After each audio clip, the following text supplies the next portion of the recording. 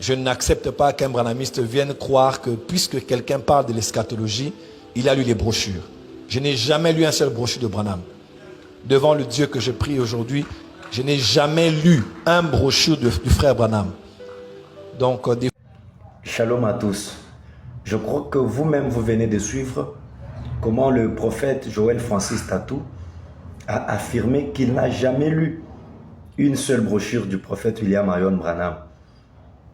À force de vouloir dire quelque chose qui n'était pas vrai, il a même oublié de dire une brochure, mais il a dit un brochure de frère Branham. Vous comprenez que quand vous vous efforcez à mentir publiquement, même les langues humaines vont vous contredire dans ce que vous voulez dire. J'ai beaucoup de respect pour Joël Francis Tatou. Ceux qui me suivent sur mes réseaux sociaux savent que je l'aime, je l'apprécie. J'apprécie son ouverture d'esprit. Il parle bien de notre prophète, il parle bien dans beaucoup de cas. Mais pour cette fois-ci, il est allé au-delà des limites.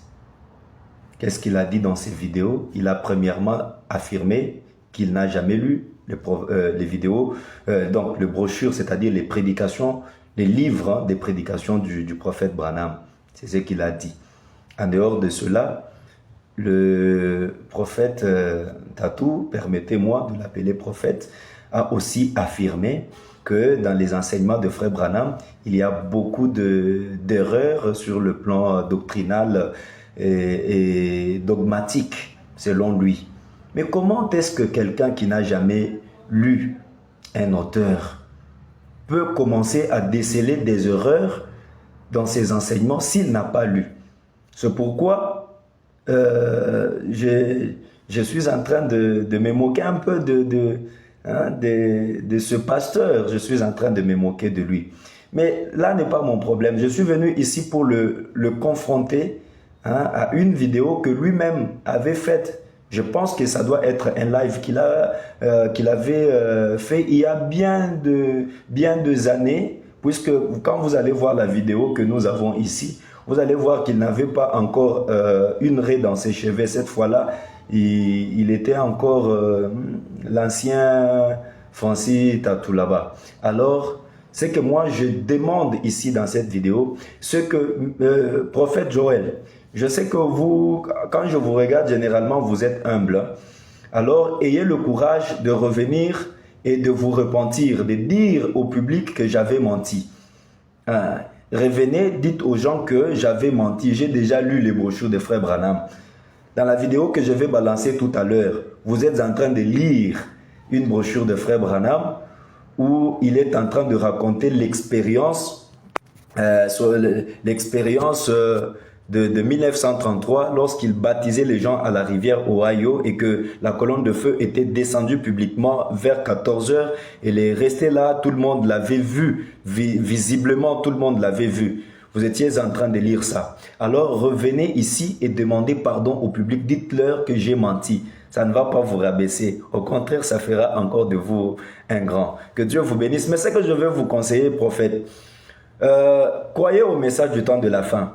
Croyez au message du temps de la fin. Ne vous limitez pas simplement au fait de dire que vous respectez frère Branham. Respecter frère Branham, c'est vivre et suivre ce qu'il a dit.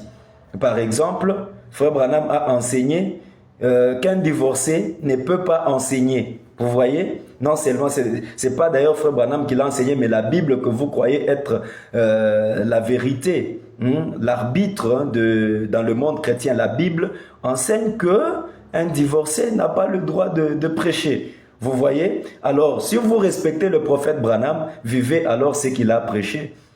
Vous êtes un divorcé, vous avez votre femme là, et celle que vous avez maintenant là, la Séméki nationale.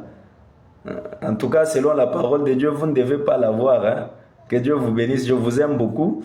Un prédicateur ne doit pas être divorcé. Divorcé, votre femme est encore vivante. Votre femme est encore vivante. Votre première femme là, Dieu la compte encore comme votre femme. Elle est encore votre femme. Alors, vous êtes déjà polygame, vous n'avez pas le droit de prêcher. Même si vous dites que vous êtes le premier pasteur francophone à être divorcé, vous prêchez, tout le monde a accepté ça. Qui a accepté ça? C'est toi qui as accepté ça, ce n'est pas Dieu. Je te rappelle que tu es un divorcé, tu n'as pas le droit de prêcher. Que Dieu te bénisse, prophète Joël Francis Tatou, JFT. Ah, c'est comme ça que vous aimez que l'on vous appelle. Revenez, répentez-vous et allez prendre votre femme là. Elle est encore votre femme. Elle est encore votre femme. Et alors, vous me posez la question, qu'est-ce que je vais faire avec ces mecs nationaux? Tirer toutes les conclusions à partir de la parole de Dieu. Que Dieu vous bénisse, c'était votre frère, l'apôtre éternel Kasonga Moïse. Suivez maintenant la vidéo qui contredit la première que vous venez de suivre. Merci bien. En train de lire, bien évidemment. Et voilà. Il s'est retrouvé là-bas en train de baptiser les gens. Et pendant qu'il est entré dans l'eau, la même lumière qu'il y avait lors de sa naissance est venue là sur lui, alors qu'il baptisait les gens. Oh my God.